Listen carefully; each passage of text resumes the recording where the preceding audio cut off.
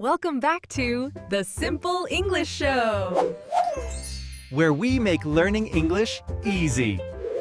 Welcome to the Simple English Show. Hello, everyone. It is wonderful to be here with you today. How are you feeling today? I'm feeling very calm and relaxed, ready to have a nice conversation. How about you? I am doing great. I'm really happy because today we have a topic that is, I think, perfect for everyone.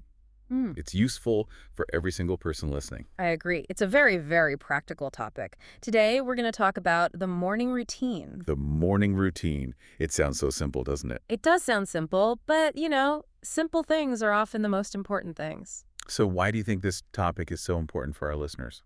Well, just think about your daily life. Everyone has a morning. Right. Every single person in the world wakes up and starts their day. It's something we all share. That's so true. It doesn't matter where you live, what you do, you have a morning. Exactly. And because we all do it every single day, it's a very common topic for conversation. Yeah. We call this small talk. Yes. Small talk. I think small talk can be a little difficult for people learning English. It can be scary. I mean, imagine you're at a party, or maybe you're at your office with a new colleague. Yeah. You want to be friendly. You want to start a conversation. But you just don't know what to say. Right. So people often ask these very simple questions. They might ask, are you a morning person? That is a really common question. Or how do you start your day? Exactly. These are friendly questions. But if you don't know the right words, you might feel a little nervous. You might feel stuck. And we want to stop that feeling. We want you to feel confident. Yes. That is the goal today. We want to teach you the exact words and, the phrases you need. We want you to be able to explain your morning routine easily. And we're going to keep the language simple today, right? Very slow and easy. Yes. We'll speak slowly. We'll use easy words. We really want this to be like a chat between friends. Perfect. So let's start at the very beginning. Let's look at the word routine. That's a great place to start. So what is a routine? Is it kind of like a plan? It's similar to a plan. A routine is a set of actions. But what makes it special is that you do it the same way every time. I see. So if I do different things every morning, that's not really a routine. Exactly. A routine is a pattern. It's like a habit. So a morning routine is just that list of things you do from the moment you open your eyes until you start your work or your school. So it covers everything in the morning, basically. Yes. Everything from the bed to the front door. Now, before we get into the actions, is there any special grammar we need to think about? Just a little bit. And don't worry, it's very gentle grammar. I like gentle grammar. In English, when we talk about routines, we almost always use the present tense. The present tense. Can you explain that a bit? Sure. It just means we use the simple form of the verb. We say, I go, I eat, I wake up. So we don't say, I am going. Usually, no. I am going means you are doing it right now in this exact second. But a routine happens every day. It's a fact. It's a fact. So we keep it simple. I wake up. That makes it easier to speak, actually. Yeah. The sentences are shorter. Short and clear. I woke up. I brush my teeth. I leave. Okay, I like that rule. Now, before we really start the day, we need to talk about the person. Yeah. About personality. Yes. In English, we have these two fun names for the two types of people in the morning. I think I've heard these. Are they animals? They are. They're birds. The first type is called an early bird. An early bird. Yes. Just think about a bird in the garden. They're awake so early, right? They're singing when the sun comes up. So an early bird is a person who likes the morning. Yes. An early bird loves waking up early. They open their eyes at, say, 6:20 a.m., and they feel great. They have lots of energy. Lots of energy. They're happy. I know some people like that. They get so much done in the morning. They do. But not everyone is an early bird. No, definitely not. What's the other type? The other type is called a night owl. A night owl? Yes. An owl is a bird that's awake at night. It sleeps during the day. So a night owl is a person who likes the night. Exactly. A night owl loves to stay up late. Maybe they're watching movies or reading a book until midnight or even later. And how do they feel in the morning? Oh, they feel terrible. Mornings are very, very difficult for a night owl. They feel tired. They just want to sleep more. I think I'm a night owl. 6:80 a.m. it's not my friend. And that's okay. Many people are night owls. It's actually really good to know this about yourself. Yeah. I'd like to ask you, the listener, right now, just think for a second. Are you an early bird or are you a night owl? Knowing this answer is so useful. It helps you describe your personality in English. You can say to a friend, oh, sorry, I'm a night owl. I don't really want to meet for breakfast at 7. That is a great phrase. Okay, so we know our personality. Now, let's start the day. Let's look at step 1. Step 1. Waking up. This is where it all begins. It usually starts with a sound. The alarm. The alarm. It could be your phone, could be an old clock. Beep, beep, beep. Time to start the day. Okay. Now, we have to be very careful here. There are 2 words that learners often mix up. Yes. This is a really critical distinction. We need to understand the difference between wake up and get up. They sound similar, but they are not the same. Very, very different. Let's look at wake up first. Okay, what does wake up mean? Wake up just means you open your eyes, your brain starts working, you are no longer sleeping. Got it. So I'm in my bed, my head is on the pillow, I open my eyes, I am awake. Yes, you have woken up, but are you standing on the floor yet? No, I'm still in bed, it's warm, it's comfortable. Exactly. So now let's look at get up. What does get up mean? Get up is a physical action. It means you physically leave the bed, you move your blankets, you put your feet on the floor, and you stand up. I understand. So wake up happens in my head with my brain. Get up happens with my body. That's a perfect way to put it. Wake up is your eyes. Get up is your feet. Can we give an example of this? Because usually they don't happen at the same time for most people. That's right. Let's imagine a timeline. Listen to this sentence. Yeah.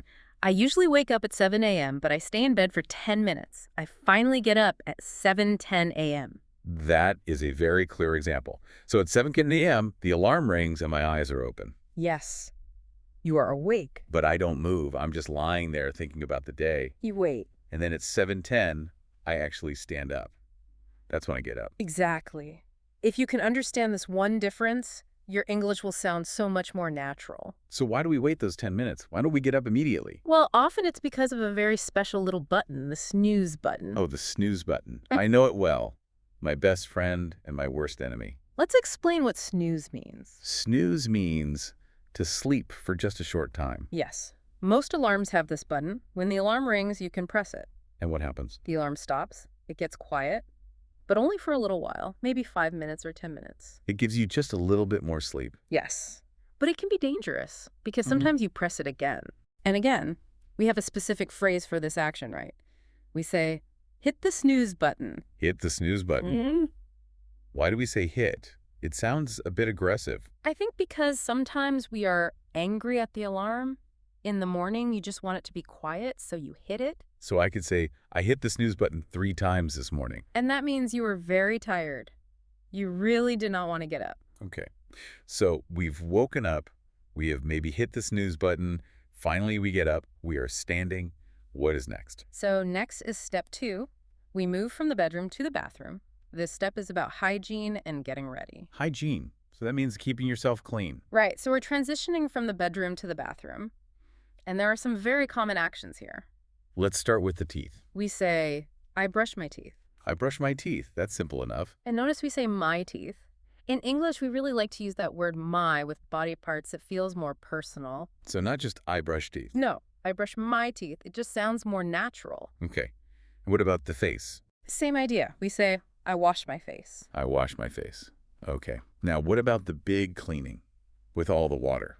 You mean the shower? To shower, yes. Yeah. What verb do we use? Do we do a shower or make a shower? No.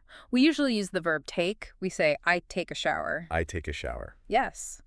This is very common, especially in American English. You might hear have a shower sometimes, but take a shower is understood everywhere. Why do we say take? I mean, we aren't taking it anywhere. That's a great point. English can be a little funny like that. My advice is don't worry about the logic. Just remember the pair. Take and shower. Okay. I take a shower. I'm clean now. Now you need some clothes. Yes. I cannot go to work in a towel. So now it's time for getting dressed. Is that the phrase? Get dressed. Yes. The main phrase is get dressed. For example, I get dressed for work. I get dressed. What does that mean exactly? It means the entire process. Putting on your socks, your pants, your shirt, all of it. Is there another way to say it? There is. You can also use the phrasal verb put on. Put on. But you have to be careful. Put on usually needs a specific thing. You need to say what you are putting on. Can you give me an example? Sure. You can say, I put on my shirt, or I put on my shoes. I see the difference. I get dressed is general. It's the whole activity. I put on is for one specific item of clothing. Exactly. You would never say, I get dressed my shoes. That sounds very strange. You would say, I put on my shoes. Perfect. Okay, so I am clean, I am dressed, I look good. But I feel tired.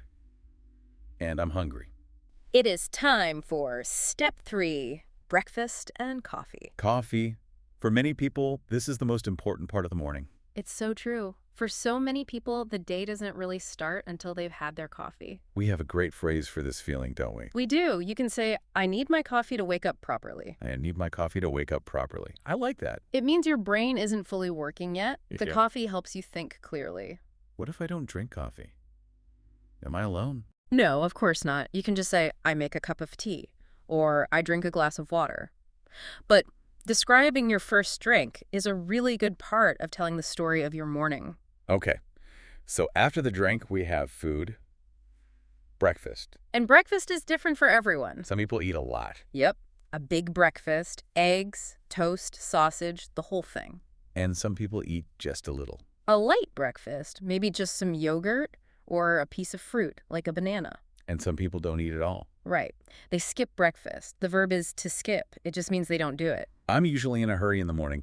I don't have time to sit down and eat eggs. If you're in a hurry, there is a perfect phrase for you. You can say, I grab a quick bite. I grab a quick bite. That sounds very fast. It is fast. Let's just look at the words. Grab means to take something quickly with your hand. Like you grab your keys. Yes. And a bite refers to food. A bite of food. So grab a quick bite means I take some food and I eat it very fast. Yes. And it implies you're busy. You're probably not even sitting down. You're standing up. Or maybe even walking. I grab a quick bite and then I leave. I like that. It sounds very natural. It is very natural. Okay. We have finished everything inside the house. Now we need to go to work or school. This is step 4, leaving the house. We open the door and we go out. You can say, I leave the house. That's perfectly correct. But we have a more casual phrase. What is it? Head out. Head out. Like H-E-A-D, the part of my body. Yes, exactly. The body part. But here, head out just means to leave. Why do we use the word head? You know, I think it's because when you walk, you point your head the direction you want to go. You're moving forward. That makes sense. So I head out. Yes, you can say, I usually head out at 8 a.m. It sounds friendly. I leave sounds a little serious. I head out sounds more relaxed. Exactly. So you head out, and then you start your journey to work. And we have a special word for this journey. We do. The word is commute. Commute. Can you spell that for us? Sure. It's C-O-M-M-U-T-E. Commute. What does it mean? It just means the travel between your home and your work. Or your home and your school, that daily journey. So I can say, my commute is long. Yes. Or, my commute is really short. And how do people commute? Oh, there are many modes of transport. You can drive. You'd say, I drive to work. I drive. You can take the bus. I take the bus. I take the bus. Notice the verb take again. Yes, we take a bus. We take a train. I take the train. Or maybe you're lucky and you can walk. I walk to work. And once you arrive at work, your commute is over and the morning routine is finished. Wow. We've covered a lot of steps. We woke up, we got up, we cleaned ourselves, we ate, and we left. It's a full story. But before we finish, we really need to help our listeners avoid some common problems. Yes, we need to talk about mistakes. There are 3 really common mistakes that learners make with this topic. If you can fix these 3 things, your English will sound so much better. Let's look at mistake number 1. Mistake number 1 takes us all the way back to the beginning. It's confusing wake up and get up. We talked about this, but it is the most common error. I often hear students say something like, I get up at 6:00, but I open my eyes at 7. Wait a minute. So they stand up at 6:00, but they're still asleep for an hour. Exactly. It sounds impossible. To a native speaker, it sounds very strange, like you're a zombie walking around. That's funny. So remember the order. Logic is key here. Eyes first. That is wake up. Feet second. That is get up. Wake up, then get up. Okay. What is mistake number 2? Mistake number 2 is about prepositions. Those tiny little words, in and at. Oh, prepositions are so difficult. They can be tricky, but for the morning routine, there are just 2 rules you need to know. Just 2? Okay, I can learn 2 rules. Rule number 1, when you talk about a specific clock time, use at. Like a number. At 7:00. Yes, at 7 the Vera Borough, at 8:30, always at. for the specific time on the clock. So never in 7th Henry. Zero. Always at. Okay, what's rule number 2? Rule number 2. When you talk about the general part of the day, use in. In the morning. Yes, in the morning. Or in the afternoon. In the evening. Not at the morning. No, never. In the morning. Okay, let me try to put them together in one sentence. I wake up 8t, 7 per noon in the morning. That is absolutely perfect. At for the number, in for the general time period. I have a way to remember this. At is small and sharp, like a point in time. And in is big, like a box. The morning is a big box of time. That is a great visualization. In the box of morning. I like that. Okay. What is mistake number 3? Mistake number 3 is overcomplicating or too much detail. What do you mean by that? Sometimes learners try to explain way too much. They want to describe every tiny little movement. Like what? Give me an example. They might say something like, I go to the sink, I take my toothbrush, I put the toothpaste on the brush, then I put water on the brush, then I put the brush in my mouth. Whoa! That is way too much information. And it's a little boring. It is boring. And it's not necessary. We don't need to know about the water or the toothpaste tube. So what should they say instead? Keep it simple. Just say, I brush my teeth. I brush my teeth. That single phrase covers everything. Yes. We assume you use toothpaste. We assume you used a toothbrush. You don't need to tell us all the details. That's really good news. It means I don't have to learn as many words. Exactly. Simple is always better. Okay. We have the steps. We know the mistakes to avoid. Now let's practice a little. Practice is the most important part of learning. We've prepared 5 sentences for you to listen to. These are 5 natural, correct sentences. And if you learn these 5 sentences, you can describe almost any morning routine. We'll say them slowly, so listen carefully. And you can repeat them after us if you want. Sentence number 1. My alarm goes off at 6:30 a.m. My alarm goes off at 6:30 a.m. Sentence number 2. I always hit the snooze button once. I always hit the snooze button once. Sentence number 3. It takes me about 20 minutes to get ready. It takes me about 20 minutes to get ready. That phrase, get ready, that's useful. It means showering, brushing your teeth, getting dressed. Yeah. All of it. All of it together, yes. Sentence number 4. I can't function without my morning coffee. I can't function without my morning coffee. Remember, can't function just means I cannot work or think well. And sentence number 5. I usually head out the door by 8:0. I usually head out the door by 8:0. You see, those 5 sentences tell a whole story. They really do. The alarm, the snooze, getting ready, coffee, and leaving. It's a complete routine. Now, I had a little challenge for our listeners. A challenge? I like challenges. What is it? It's something very simple you can do tomorrow morning. Okay, I'm listening. Tomorrow morning, when you are in the bathroom, I want you to look in the mirror. Look in the mirror. Got it. And while you are brushing your teeth or washing your face, I want you to narrate your actions. Narrate. You mean say what's happening? Yes, Yep. Talk to yourself. Say, I am brushing my teeth. Now I'm washing my face. Next, I will get dressed. Do I have to say it out loud? You can say it out loud or you can just say it in your head. The important thing is to try to use the English words for the actions you are doing. Why is this helpful? It connects the English words to the real physical action. Usually we learn English from a book or a screen, but this makes it real. So when I'm holding my toothbrush, I am thinking of the English words, brush my teeth. Exactly. It makes the memory so much stronger. That is a great tip. And it's private. Nobody has to hear you do it. Just for 2 minutes. That's all you need. I'm going to try that tomorrow. I am talking into a microphone. See? You're doing it already. This has been really, really helpful. I feel like I understand the morning routine so much better now. I hope our listeners feel the same way. Before we go, let's talk for a moment about motivation. Why is this specific topic so good for your motivation? Because it's relevant to you. It's about your real life. Sometimes we learn these difficult words about, I don't know, politics or space travel. Those words are hard.